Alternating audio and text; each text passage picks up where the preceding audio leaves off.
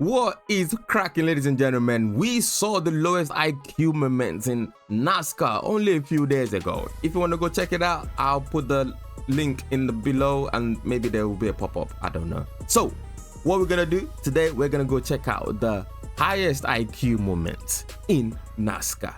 Let's get it on. These are the highest IQ moments in NASCAR history. I'm talking about high-profile drivers sandbagging, coming up with genius strategies, and being able to predict events before they ever even happen. Whenever you get wrecked in NASCAR, there's no need to lose hope so quickly. After getting turned by Mark Martin in the 2011 Daytona preseason race, I'm sorry, I would lose my mind if I get turned around and the race is still going on. Because where am I gonna end up? At the back of the field. What, sorry, is it field they say or pack? I'm not sure, but we're gonna end up at the back and I have to fight to get to the front again. Nah, I'm gonna lose my cool, I'm sorry.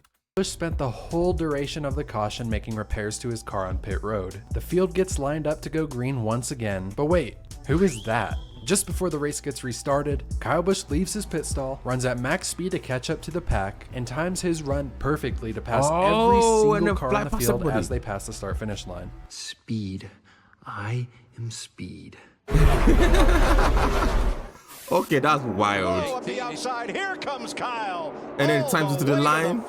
He hung back and got a slingshot restart. Damn. Look at this. He goes okay, that's definitely 1000 IQ moment. Can he stay there? Keep in mind, this is a race car that just got wrecked only a few laps ago. A brilliant and well-timed move put him right back in the mix. Every driver and every spotter must have had their jaws on the floor with this genius move, putting Kyle Busch from last to first in the span of only 10 seconds. It's like Moses and the Red Sea. They just all left the space for him on the right. It's like, hey, what's up, bro? There's a nice highway for you right here. And it's very weird to see that in NASCAR because they're always so bunched up and they go all the way to the wall sometimes. I don't know how it's managed to find that perfect gap to slingshot himself through. That's crazy. And nobody was trying to block him. But it would probably be too late for them to realize it was coming. And you're going to want to stay to the end of this video for this 1 million IQ mind game moment that I've included. Shout out to NASCAR Reddit, as most of these moments were formed based on some very interesting threads they created. Well done to you guys. Another genius way that a NASCAR driver thought outside the box to pass other cars was a recent pass in the grass done by Tyler Reddick in the Coke 600. A huge run off of turn 4 of the final lap looked like it was about to be wasted when you looked ahead at the two cars blocking the track. This is when Tyler Reddick decided to drive through the grass and gain two positions from Ricky Stenhouse Jr. and Michael McDowell. I absolutely love how hyped Tyler gets on the radio after knowing he just pulled a big brain move. But it wouldn't be. Imagine it lost it on the grass though, because I know the grass is always slippery, like more slippery than the road surface. So you touch two tires on the grass, you spin out, you take out the whole pack. So he's lucky he made it. Well, was his skills? I don't know. Fair for me to mention the pass in the grass without giving the nod to Dale Earnhardt, who did it first, without technically passing a car. That's not to discredit him because he did an amazing pass in the dirt at Riverside in 1987. And we can't talk about passes in the grass without mentioning this failed attempt by Eric Jones in 2017. As much as I was rooting for him, it just didn't work out. Wow! What a run off the corner! Oh, in the grass! Don't go in the grass! Oh, he hit something there. I'll be honest when I say I don't know for sure if Charlotte Motor Speedway had the new AstroTurf in 2017, but I don't think they did, as the road course configuration was not yet in use. And that's exactly how Tyler Reddick got away with his. It's much easier to drive on synthetic AstroTurf than real grass. And at most tracks, the grass technically isn't out of bounds or even at risk of being a penalty, unless you're Chase Briscoe. Oh my God. Oh my God. Hell no, man. This is like the Nürburgring. You know that corner that I'm talking about, if you're familiar with the Nürburgring, where everybody sends it too hot into that corner and just drive over the grass to get back to the road because it's impossible to get back and do all the S's. Just go straight. And that's what he's doing right now. There have been times where crew chiefs have thought outside the box to purposely give up spots on pit road. I bet you're thinking to yourself, how would this make any sense? Well, the order leaving pit road is also what determines the race restart order. So if you're the second car off pit road, you restart as the first car in the outside lane. For tracks like Martinsville, you you guessed it, this is you want to less be on than the ideal. inside. After Jeff Gordon took a stop under caution at Martinsville of 2013, he sandbagged to give second place to one Pablo Montoya, meaning Jeff Gordon now gets to restart second car on the inside lane, aka the preferred line. This trick proved to work because as the race resumed, the inside lane was so overpowered that Jeff Gordon ended up passing Montoya even though he restarted behind him. Sadly, or maybe happily for some, this strategy will likely never be done again, as NASCAR drivers get to choose what lane they restart in each time a caution comes out. As I was making this video, I began to see just how smart Brad Keselowski and his team appeared to be. Brad was tandem drafting with Kyle Busch, and most commonly we've seen the pusher be able to set the leader up for a pass in the final stretch to steal the win. What Brad Keselowski did at the end of Talladega in 2012 was pretty astonishing. He purposely broke the draft with Kyle Busch entering turn 3 by snaking up one lane. This detached the 18 car from him and made it impossible for him to reconnect. Thankfully, they had a big enough lead on third place, or this may not have worked out quite as well. Kyle Busch was interviewed after the race and told just how confused he was, even giving credit to Keselowski on his race-winning move. It was just a race between him and I, and somehow getting into turn 3, I just got disconnected from him, and once that happened, the race was over. It was all his, so not sure if he did anything. If he did, he's pretty smart.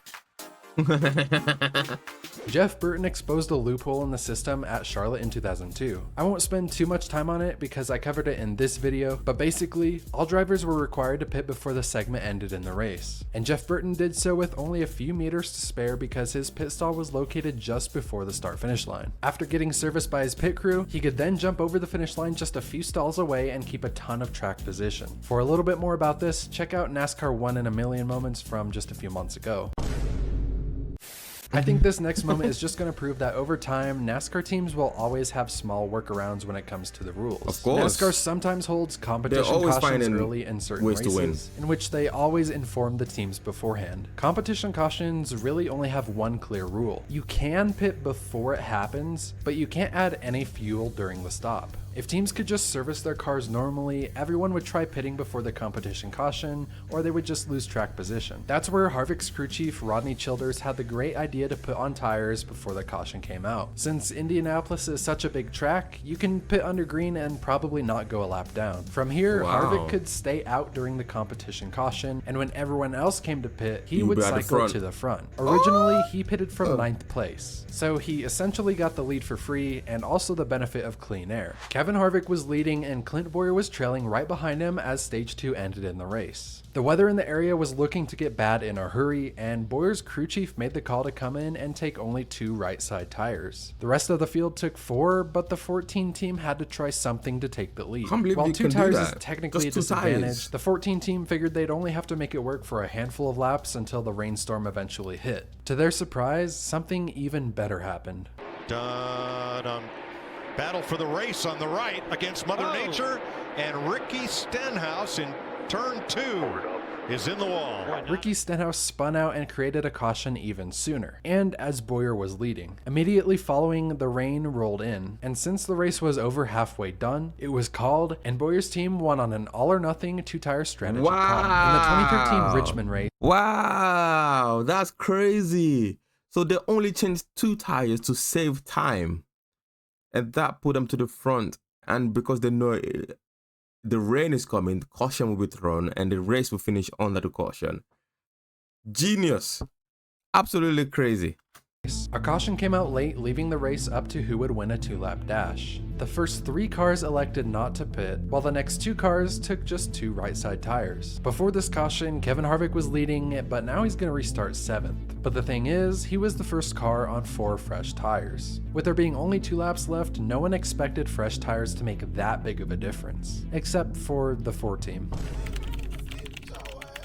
Harvick shot from 7th to the lead in the span of only 1 of those 2 laps. And if crew chief Gil Martin made the final call, he looked insanely smart for it. My favorite part about this is the commentators were so focused on Carl Edwards with 2 tires, Kevin Harvick snuck by and they hardly noticed it.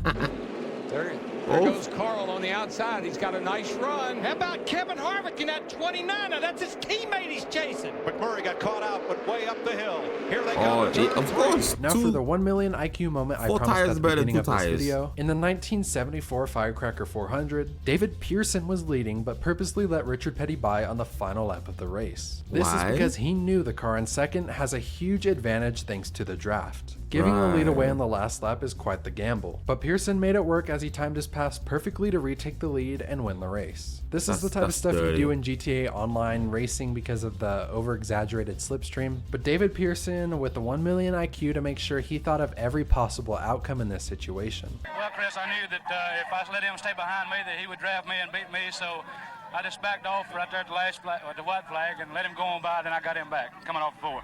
And finally, the highest IQ moment of all time has got to be when Lightning McQueen stuck his tongue out on Cars 1 to tie Chick Hicks and the King.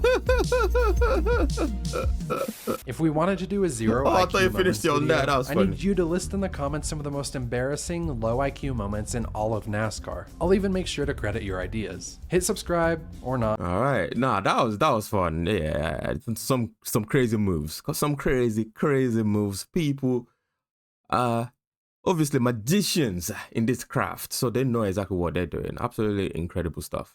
Yeah, let's jump out of here, ladies and gentlemen. Don't forget to like and subscribe and all that good stuff. See you in the next one. Peace.